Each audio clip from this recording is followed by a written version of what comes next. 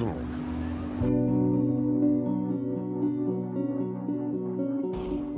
This is a Stratos. It had a 2.4-litre Ferrari V6 mounted in the middle. It was Italian, it was styled by Bertoni, and it was completely impractical. It therefore ticked all the supercar boxes. But unlike any other supercar before or since, it wasn't designed to be parked in Monte Carlo. It was designed to get there like this. Its absurdly short wheelbase meant it was agile, and the Ferrari power meant it was fast. So fast that it won the World Rally Championship 3 times. And joy of joys, they made 500 Stratoses for people to buy.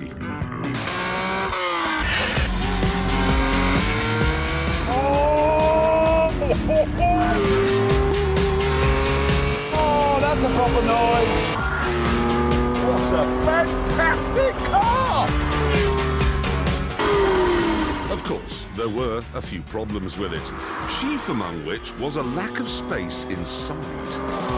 A gynecologist would get in here and go, God, I'm at work! Yeah. It's like climbing into a giant, somebody else's giant red posing pouch. James Mays. Then for gear change. Stop touching my knee. You try changing Hold gear. of my knee. You've got to. I'm going to change gear now. This will involve man touching. And the list of faults doesn't end with the tiny cockpit. Why did they give the passenger the pedals and the driver the wheel? I don't know, they're definitely over to the right-hand side. Yeah. You're sort of sitting a bit sideways. These window winders are... Tad basic. Yeah, it's not very good. The other thing I really like as well is, you know, a Porsche puts the rev counter right in front of you. Yes. Lancia in this put the oil pressure right in front And the of you. temperature, what does that tell you? So, not perfect.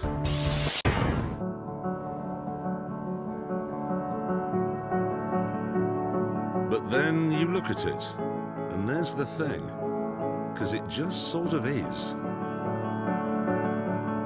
This is one of the best cars ever made. Yeah, I'd go with that. On the grounds of its achievement, but also that slightly more subjective thing of how gorgeous it looks. This would stop doing that to my knee. Just move That your was leg. a stroke. That Move was a your stroke. leg. Actually Move it. stroke. Why can't After the Stratos came the 037, the last two-wheel drive car to win the World Rally Championship. And the only two-wheel drive car to beat the mighty Audi Quattro.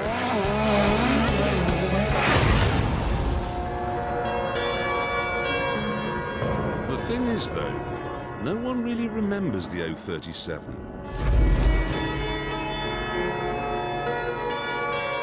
Then there's the FEMA 832, Lancia's answer to the BMW M5.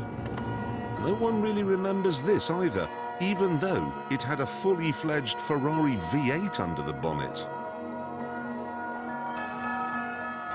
We don't really remember any of Lancia's 7 great cars, and all because of what happened in 1980. Lancia was forced by pressure from the media to spend a fortune buying back rusty beaters, scrapping them and giving their owners brand new cars. It was a PR disaster. In Britain, Lancia's reputation was ruined. And in 1994, they pulled out of the market altogether.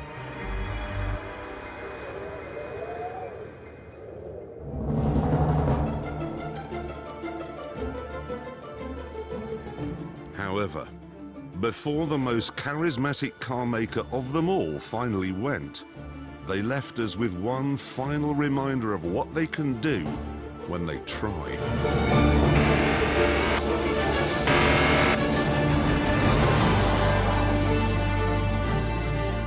This is the Delta Integrale, a four-wheel drive turbocharged rally car that picked up where the Fulvia, the Stratos and the 037 left off.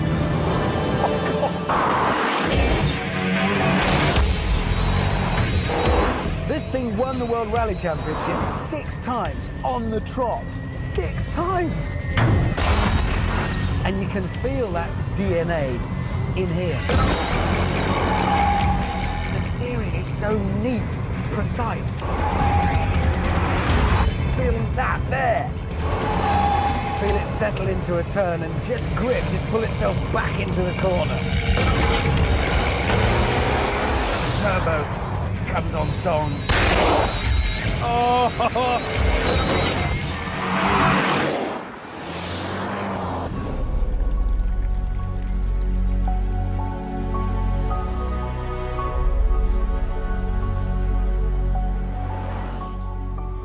Having learnt their lesson with the Aprilia, Lancia weren't going to be stupid enough to make these only in right-hand drive. So they made them left-hand drive. Only. You know. Only Lancia.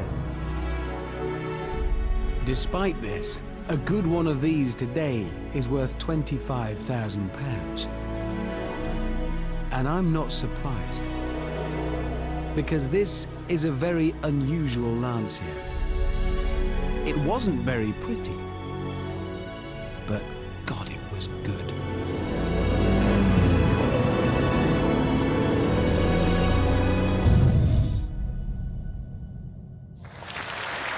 It's so pretty.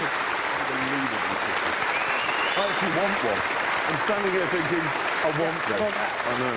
But what I love about Lancia is that they never once said, let's just make a medium